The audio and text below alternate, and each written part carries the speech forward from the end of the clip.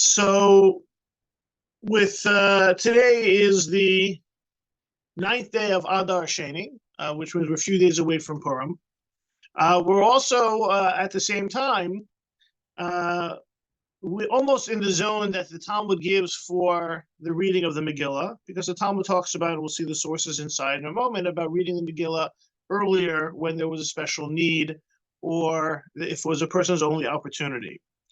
And here you see source number one, a little snippet from Yeshiva World News just yesterday. Why did the IDF soldiers read Megillah Esther a week before Purim? It's like, why did the chicken cross the road? Why did they read the Megillah Esther a week before Purim? So the story reads, and perhaps an unprecedented halachic ruling, the military Rabbanut ruled that the combat soldiers of the 401st Brigade should hear Megillah on Sunday, a week before Purim. The reason for the ruling is that the soldiers may be participating in a military operation in Gaza next week, and the military Rabbanut, along with the Rav of the Brigade, Rav Itamar Paz, paskin they should hear the Megillah early without a bracha in case they miss it on Purim. The military Rabbanut recently paskin that soldiers will not be able to attend Kriyas HaMegillah on Purim can attend Kriyas HaMegillah in public without a bracha from the beginning of Adar Beis, even today. If it later turns out they can't attend Kriyas HaMegillah on Purim, they should read it again with a bracha. Rav Paz gave the soldiers a Megillah scroll to read with a bracha in case they're in a position to do so safely. Rabbanut also instructed that Kriyas HaMegillah in enemy territory or in threatened areas should only be carried out in accordance with the instructions of IDF commanders.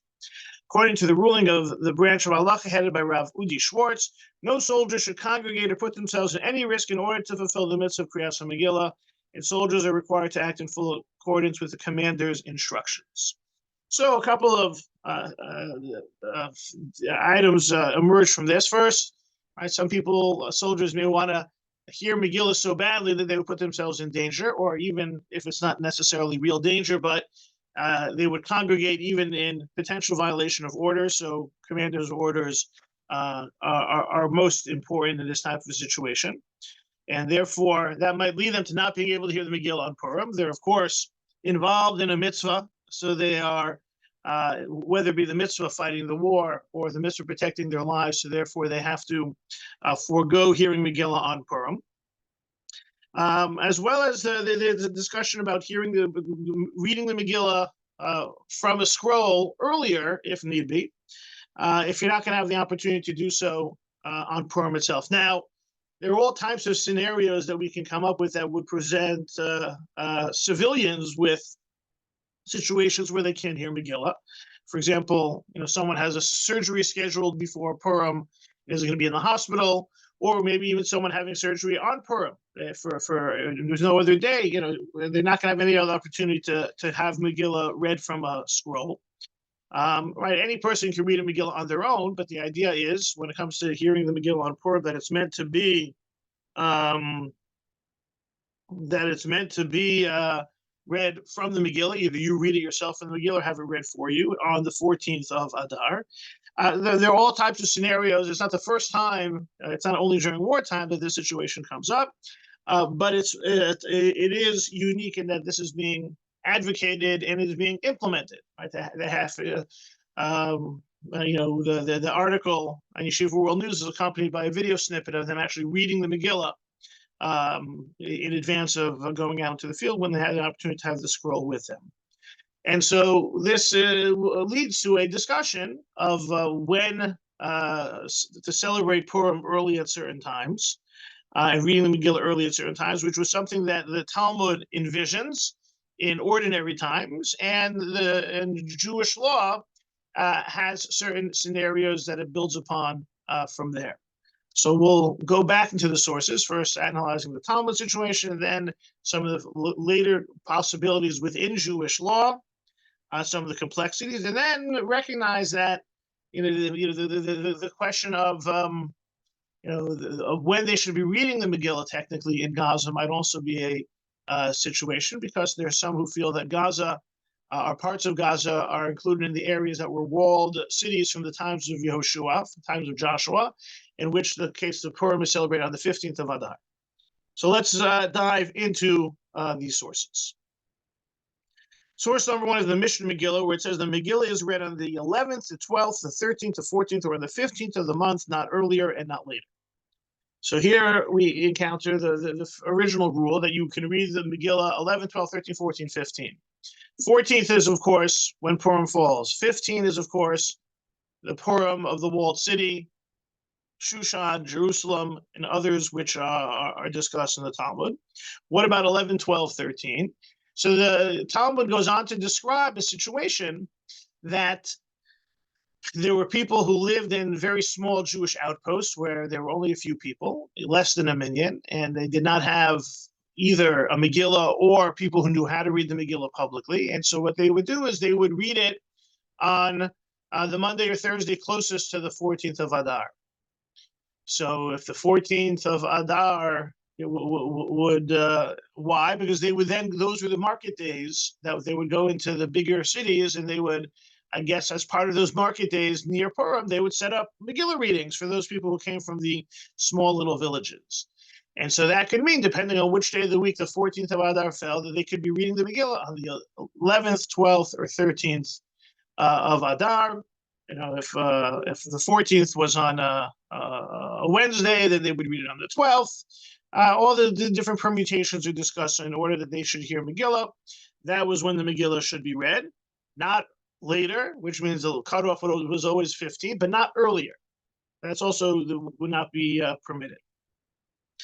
So what about this practice today? Why not just, maybe this would be an assumption that you'd be able to read the Megillah, maybe possibly even with the bracha. This is part of the responsibility of Purim, which would extend backwards into the 11th of Adar. What happened to this practice? So the Gemara mentions, Chachamim amru, bizman hazeh hoel umistaklin ba ein korenosa ela bizmana. Nowadays, as people look at Purim to calculate Pesach, therefore, you only read the Megillah on the 14th. It's going to get too confusing. If we let people read on the 11th, the 12th, the 13th, the 14th, people may just start assuming, mistakenly, but they will assume, oh, I'm reading the Megillah today, a month from today is Erev Pesach. And we don't want that to happen, and therefore the rabbis abolished any reading of the Megillah for the mitzvah of Purim except on the 14th of Adar or the 15th in the walled cities. Now, what exactly mistaklin ba? Why should that be such a concern? What exactly is it? Are we really worried that they're going to get the calendar wrong? So Rashi mentions that the concern was that there was a Rashi mentioned this actually was a calendarical concern. There was a worry that the Jewish people were all spread out. And it says in the end of the first line of Rashi, Hakol Sofin Lemikra Megillah, V'omrim Yom Yudal Be'adar Karina Megillah, Nisharu La'adar Tesvav Yom, V'Tesvav Shel Nisan, Osim Pesach. Right, today's the 14th, 15 more 4 days in Adar, and then 15 more days, 30 days after Purim is going to be Pesach, and therefore we'll know when Pesach is. If you start moving the Megillah around, you might start moving Pesach around. And therefore, people may be Nimsu Ochlin Chametz B'Yom Machronim, Shal Pesach, he may end up being people who start Pesach early and eat chametz on Pesach. This was a legitimate concern, and it happens to be, and this was a different shir that I gave, that there does seem to have been in the 9th century a couple of recorded situations where Pesach may have been observed differently between the Jewish communities of Israel and Bavel, and probably not because of this reason, but look, if it happened, then it could happen this way also. We wanted to foreclose any possibility of Jews mistaking when Pesach was. So Purim Megillah was only going to be read on the 14th, period, and avoid any other types of days because we don't want to make mistakes. Look, it was a time when, as Rashi raises in the beginning, how did people keep track of the calendar? We know that the history of a calendar was sometime around middle of the 4th century. They set up a Jewish calendar, but that doesn't necessarily mean that every single Jewish outpost had a calendar. Right? It's not like you can go to Mizmanim and then look up a Jewish calendar. People were still somehow calculating at times until they could get their times confirmed. So it was very important not to do anything that could possibly confuse that. And that's how Rashi understands The Mistaklin Ba, people look to Purim to know when Pesach is, so therefore only reading on the 14th. Now, other Rishonim see this as having something else. What's Mistaklin Ba? So Rabbi Yitzchak Alfasi, the Rif, when quoting this Gemara in Megillah, mentions two other possibilities. Mistaklin Ba, a Naham, end of the first line, a Naham shalaniyim nisuot lemikra Megillah kadei sheyichalek lahem ma'oz Purim. In Korona Sa'ela Bismana. Who's Mistaklin? The eyes of the poor were looking to Megillah to know when they could collect. And this, therefore, was a socioeconomic concern. If they see the Megillah being read, they're going to want to collect their funds. And if you're reading Megillah on the 12th, because you're reading it early, well, there's no Matanos Avyonim that day. And so therefore, it was a communal concern more in line with the needs of the poor. The Matanos Avyonim became such an important aspect of the holiday, and therefore we wanted to ensure that those who needed the funds would get the funds. And if that really the way that only works is that there's one day of Matanos Avyonim, the 14th. If they see the Megillah being read, they're going to expect the funds, but there are no funds. So this became more of a socioeconomic concern in terms of caring for those in need, that they said, we have to put everything on one day. Then the Rif also points out, V'yesher Gorsin, this is kind of a fascinating conversation. Gorsin means that there's another text. You can popularly call this Gearsology, which is the study of alternate texts. Say that it's not Hoel Umistaklin. They will look at the day to know when is Pesach, or they're going to look at the day to know when to collect the funds.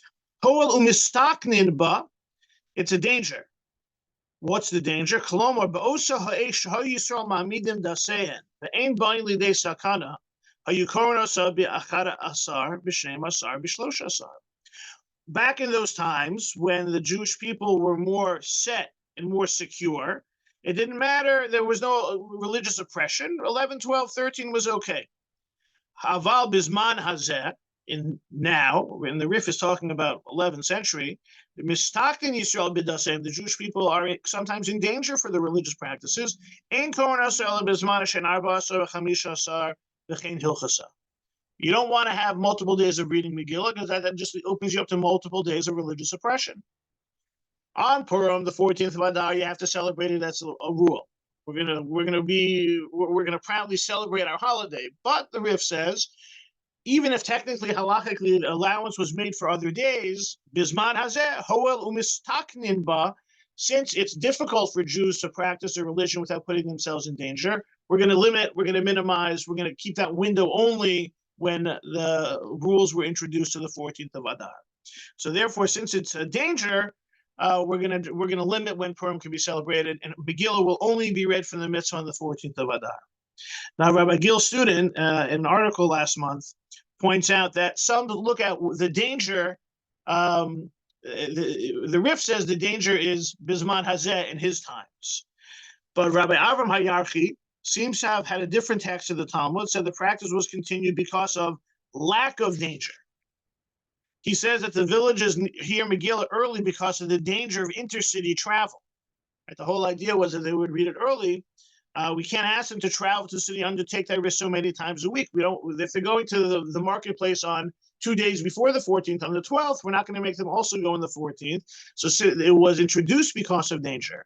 However, in later times, when there was not as much danger, the sages discontinued the practice of early Megillah readings.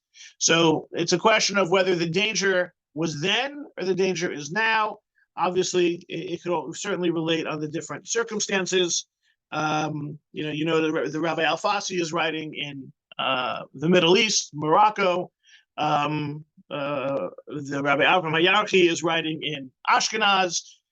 Maybe in the 13th century. So the danger is something that's relative, but some of these things could impact how we look at our how we look at things today. Again, the rabbis eliminated this from general practice. We're only celebrating Purim on the 14th. We're not reading the Megillah any earlier.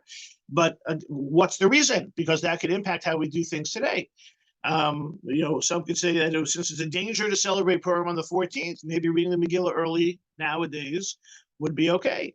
And maybe since we have a calendar, these days. We're not worried about people being confused by reading the Megillah another time. So you would be able to bring it back. So, with regards to looking at the Rishonim, the earlier authorities explaining why the Talmud says Megillah should only be read on the 14th, even though initially it was allowed to be read on 11th, 12th, 13th, it could open us up to some flexibility in wartime in terms of the soldiers reading their Megillah on other days as well. Right? So even if it doesn't, you have to wait till the 11th, there still might be an opportunity for soldiers to fulfill their obligations that way.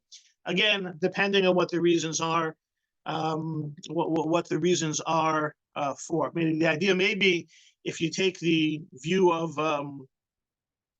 if the idea of Rabbi Avram Hayarchi, the Sefer HaManhig, is about we don't want people to have to travel so much to hear Megillah, so maybe we wouldn't want to trouble soldiers to have to hear or not hear the Megillah, and they should just recognize that they're not obligated if they can't hear it on the 14th. So that's the Rishonim, the early authorities dealing with this. Now, before we look at the halacha, what would be the types of scenarios that might lead to this? We know that in the times of the Talmud, it was the market day. What if there's no market day? Was this situation entertained as a real scenario? So the Tosefta in Megillah, source number 7, says it was. There could be people traveling. Those who go out in a caravan or those who travel on a ship read the Megillah on the 14th of Adar. So there seems to be the idea of being traveling on Purim. And if you're traveling, you have to read the Megillah only on the 14th of Adar. So the Rabbi Mordechai ben Hillel, also writing in one of the Rishonim, says that, okay, they're out traveling, they have the Megillah, they read it on the 14th of Adar. What if they're traveling and they don't have a Megillah? So he says that there are those who say that im ein bi'adam Megillah, if they don't have a Megillah scroll, mutav sheyakdimu v'yikru mima shelo yikru klal v'chen nira be'enai. Better they should read earlier from the Megillah scroll rather than not read at all, and I agree with this position. So it seems that there was still this possibility of reading early. The Mishnah introduces reading early. The Gemara says they got rid of the practice. The Rishonim start discussing why they get rid of the practice. If you don't have market days, why might you still want to read early? Well, here's a scenario. You're going to be traveling. You want to have a Megillah scroll. Should you read early?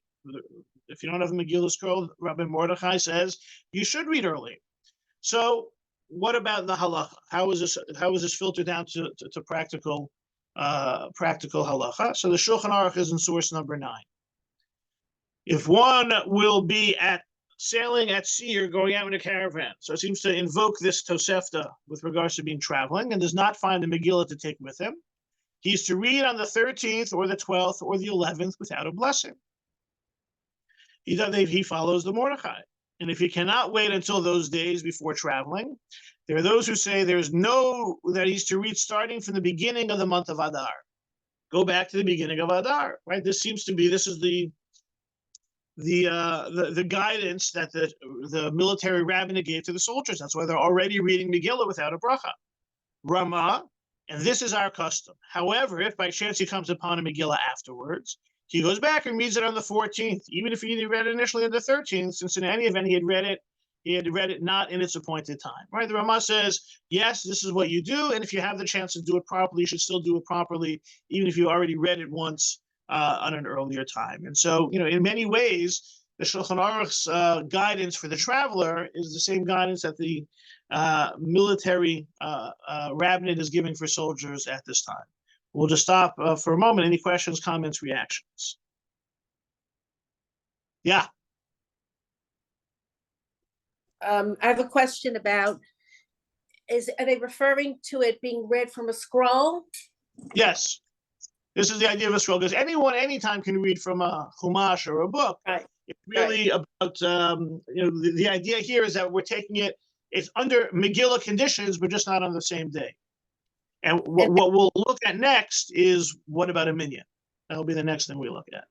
And I have just another question, and I wonder if Ma'os Chitim predates the Purim custom of not saying no to anybody for tzedakah, because they're getting, who is it? The Rith was saying that people will be worried that they're missing out on the day to collect. Right. But they're getting mochitim. Well, look, I mean, it could be, the idea of, well, the idea, it is interesting, this idea that Matanos Levionim is a major charitable endeavor that's connected to Purim, and then immediately after that is Moschitim, which is a halacha of Pesach. It Right. could be in general, this was the time for people to be able to collect, where the poor were supported. An interesting question in terms of if a person is collecting on Purim, is that the beginning of Mos Chitim, even, right? Because Shloshim Yom Kodem Achag. So it could be it's a great observation from the Rif's perspective that there's this concern of the socioeconomics of it all, that there's a danger in confusing the date of Purim, which could lead to financial consequences for those in need that extends into Pesach. That's why the two are so interconnected. This idea of not saying no to anyone on Purim, generally is more of it's more of a small donation.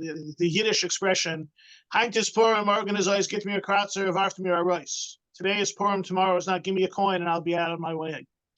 And so, Mos Chitim is more the need for more significant dollars because Pesach is expensive. So that, but I think that it's a good observation to show that this is an important period of time on the calendar for those in need to be able to collect, and those who are giving and able to assist them. So that could reinforce the Rif's concern. Okay. Howard. This It's not quite you clear. don't know what'll happen on 14. You're breaking up a little. What about a strategy of hello? Yeah, try again now. Get your way till the 14th, and then if you weren't able to read it afterwards. Would that be a strategy? No, because you really can't read it out. The only people who can read it on the 15th are the only people who could. So two things: the only people who can read it on the 15th are walled cities, and second, there does seem to be in line, with what we started saying to Miriam's point. The idea of reading it from a cloth, reading it from the scroll, is viewed as more appropriate than reading it from a chumash, and potentially reading it from a cloth before the 14th is better than reading it from a chumash on the 14th. And that's why there's this concern about not being able to read it on the 14th, and the mention of the fact that if you could read it on the 14th properly, then you do it that properly. Because it certainly seems, and the Shulchan Aruch mentions without a bracha, right? There could have been a time in the days of Chazal when they're reading on 11, 12, and 13 as market days that they were reading it even with a bracha, because that was the rabbi's addition to the Purim laws. Purim are also essentially rabbinic laws, that 11, 12, 13 are also days to read the Megillah. However, once they got rid of that practice, as the Gemara mentions, of reading on the market days, that means 11, 12, 13 were no longer, I guess, sanctioned days for reading Megillah with a bracha, but they still are opportunities to read the Megillah with a cloth. So if you're not going to be able to read it on the 14th, and if you have another opportunity on the 14th, you get the chance to read from a cloth with a bracha, you'll take that opportunity also. But if you have a chance at 11, 12, 13, it should be read from a cloth. And then the question becomes, well, is this by yourself, or does this require a type of a communal setting, a congregational setting, to give you that momentum to be doing it? Because, on a certain level, you sitting there reading from a cloth on your own, 11, 12, 13, it doesn't have the feel of Megillah reading for Purim. It's technically reading the words of the Megillah from a cloth, and maybe you still need to create some form of setting for this, and it's not enough just to read it from a cloth. Look, there are plenty of people who are reading Megillah on Purim who are probably reading from their cloth today, tomorrow, the week leading into Purim to practice. So, maybe we need a little bit more. We need a little bit more of a formal setting to have, because I think, Howard, that a little bit relates to your question. If it sounds a little fake to just read the Megillah on the 11th, 12th, 13th where you're not going to be able to read on the 14th unless you recreate some sort of compelling setting. Right, back in the days, early days of the Mishnah, it would be in the market days. Well, the rabbis got rid of that as the opportunist, and now they seem to be advising, they said, don't read it early because we don't want that to be marked as Purim. However, if you're stuck in a situation, then you can read 11, 12, 13. But how is that any different from just reading the Megillah? So the Magen Avram was sensitive to this in source number 10. He says, B'kibbutz asara, the shalo bizmana boyiyud. He says you got to have a minyan. Otherwise, if you don't have a group of 10 people together on the 11th, 12th, 13th, it doesn't feel like you're doing anything unique. You're not getting the mitzvah by saying a bracha, so then why not just suffice by reading it from a chumash on the 14th? What's this 11, 12, 13 reading from a klaf? You're not making a bracha, it's not Purim. You might end up reading it again on Purim. What's the point? So the Magen Avram says you have to create this environment of community reading, which is 10 people coming together. And then he talks about whether or not they have to be 10 men or 10 people, or can children count, can women count? Right? There is an idea that with regards to Megillah, that the idea is having 10 people together. It doesn't only have to be adult males. The Magen Avram essentially says, if you're reading 11, 12, 13 from the scroll, you got to have a minyan. Aruch HaShulchan, right? So Magen Avram is writing in the 17th century. Aruch HaShulchan is writing at the end of the 19th century. And he quotes the idea, Yeshmi she'omer tzarich asara. Some say you need to have 10. Kedin shelo bizmana tzarich asara. This is shelo bizmana. It's not the right time. You have to have 10. Velo avin. I don't understand. Kevan shehi below bracha. Ena ela kilimud bi'alma. Since you're not saying a bracha, it's just like studying the Megillah. Has nothing to do you've removed yourself from the rules of Megillah of the rabbis. And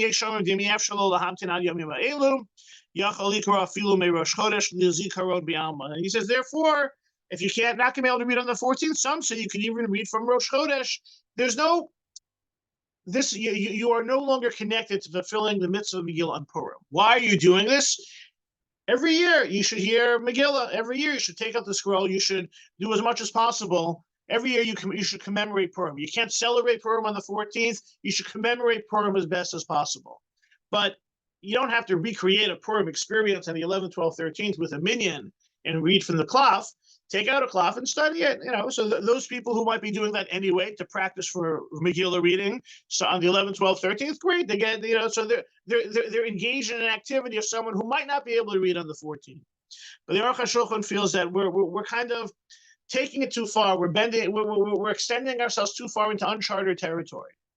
There's an obligation to read Megillah on the 14th.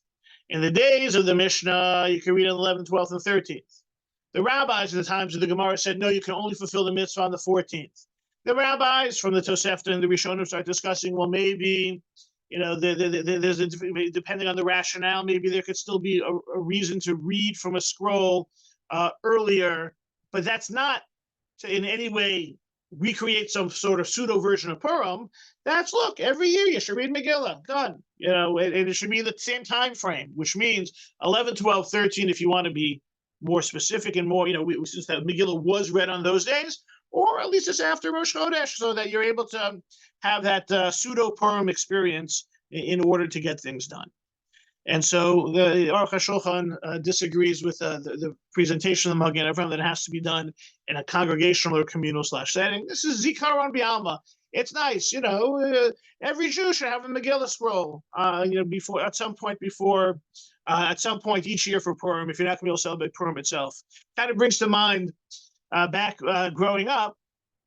So these were the days we had school. What happens is we had school on Purim. We had half a day of school on Purim because the thinking was it's a weekday and plenty of people won't go to shul. So if you have half a day of school on Purim, you hear Megillah, you have a student together as a group, we make it exciting. But what comes to mind more was we also had school on Chol Hamoed Sukkos, and we had school on Hoshana Rabbah. So these days, many of the Jewish schools don't have school on Chol Hamoed, and some that do have school on Chol Hamoed, they definitely don't have school on Hoshana Rabbah. We had school on Hoshana Rabbah. It's the end of Sukkot, and it's a meaningful day. But at the end of the davening Hoshana Rabbah, we would have Simchas Torah Hakafos.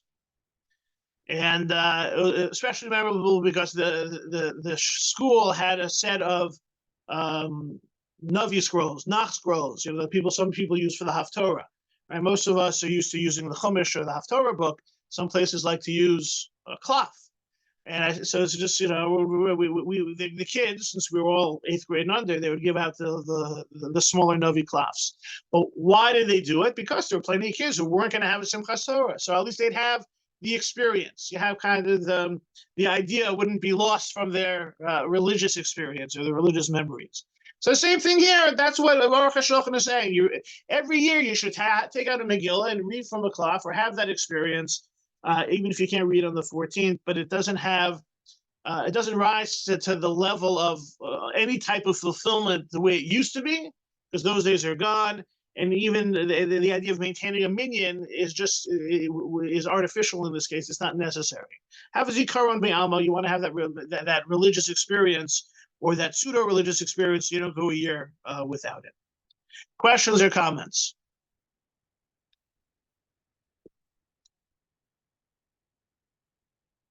Okay. So there's a little bit of an extension to this with regards to Parsha Zachor. This Shabbos, of course, is Parsha Zachor. We read about remembering Amalek, and many places and people go out of their way. This is the one time of year that everyone should come to shul and hear the Torah reading, because it might be a biblical obligation. I always quote Rabbi Saul Hamoff, my colleague here, who says Parsha Zachor has mazel. Has a lot of good luck, because Parshas Parah might be the same as Parshas Zachor, but no one really goes out of their way for Parshas Parah. But Parshas Zachor and all that it represents, people go out of their way and they read it several times and the like. And so, but what if? It has led to, if you can't come to shul, then at least read it from a chumash. And if you're reading from a chumash, read it with the notes in the truck, or the idea of somehow you want to have that Zachor experience on an annual basis, even if you can't come to shul. It seems that with Megillah, the way the Aruch HaShulchan leaves off, that's what we try to have as well. And so again, the soldiers, they're told now, have a Megillah scroll experience. Have it after Rosh Chodesh. Don't make a bracha. If you have the chance later on, do it. The idea of trying to have that Megillah experience, even if it's not the halachic or mitzvah one, have that experience at this time. So I wanted to just go over, we threw this out at the beginning, and we've talked about other mitzvahs in Gaza. We talked about mezuzahs in Gaza. We talked about other, the fact that now they're, the Jewish calendars or the websites are putting on candle lighting time in Gaza, Shabbos ending time in Gaza. So when it comes to Purim, we know that they're walled cities, celebrate Purim on the 15th. The walled cities from the times of Yehoshua, and they added Jerusalem to the mix. So as Rabbi Mendel Weinbach in an article summarizes, source number 12, in a city about which there is uncertainty as to whether it was walled at the time or not, its inhabitants must read the Megillah on both the 14th and 15th. This includes the ancient cities of Jaffa, Lod, Akko, Tzfas, Haifa, Beersheba, Hebron, Shechem, and Gaza, according to Luach Eretz Yisrael of Rabbi Mem Tuchushinsky. Feasting and giving gifts are also done on both days. The blessing on the Megillah reading is said only on the 14th, when most of the world reads the Megillah. So to this very day, there are places that do Purim on both days. So the question is, you mentioned Gaza. So what about Gaza? What day of Purim is Gaza? We said that in general, soldiers have to defer their commanders and obviously don't celebrate Purim or read Megillah in a way that gets you in danger. Well, let's say, you're in a quiet part, and it's Purim the 14th to the 15th. So here, source number 13, article, the Jewish Press a couple of weeks ago, Chief Sephardi Rabbi Yitzhak Yosef on Sunday issued a ruling concerning the time IDF soldiers in Gaza should celebrate the Purim holiday, including the mitzvah of reading the Megillah and having the Purim meal. In a lengthy ruling that reviews the halachic status of Gaza in the books of the judges, Rabbi Yosef states that the soldiers serving the Gaza Strip will read the Megillah on the 14th of Adar 2 only. They're not obligated to read the Megillah on the 15th of Adar 2, even without a blessing. Essentially, Rabbi Yosef ruled that Gaza is just another Gentile city in our time, as in they are currently without any permanent Jewish community, so the soldiers will celebrate the holiday as if they were in an unwalled city. The ruling was based on a Talmud Yerushalmi. This idea that that leads to some of the other places that may have been walled at the time. Part of it has to do with the fact that they are Jewish cities, and since they're Jewish cities that may have been walled back then as well, keep Purim on both days. But since currently Gaza is not considered a Jewish place of living, and there was only a doubt as to whether it was walled then or not, 14th would be the only day So this has led to other discussions that people have had based on the Rabbi Yosef's ruling. What happens if people are living there for a year? What if soldiers end up being stationed there for a year? Does that change the status? Seems to be unclear. Maybe we'll see where we are by next Purim, hopefully in a more peaceful time. But it is interesting that what is taking place with soldiers on the ground has prompted these types of questions. Clearly, something only a Jewish army would be dealing with. But it seems that even if Gaza, according to the Loach Eretz Yisrael, might be one of those places for a 2-day Purim celebration, one certain, one in doubt. In Gaza this year, Purim is only on the 14th of Adar because of the fact that it is not a place where Jews are living. In any event, hopefully, this Purim will be one that will facilitate that many of the soldiers will be able to celebrate it safely. And regardless, as we say in the Megillah, for the Jews there was joy and gladness and light and honor. And as we say in Havdalah, Kenti Elanu. So it should be for us. Amen. Amen. And Purim one and all. You too.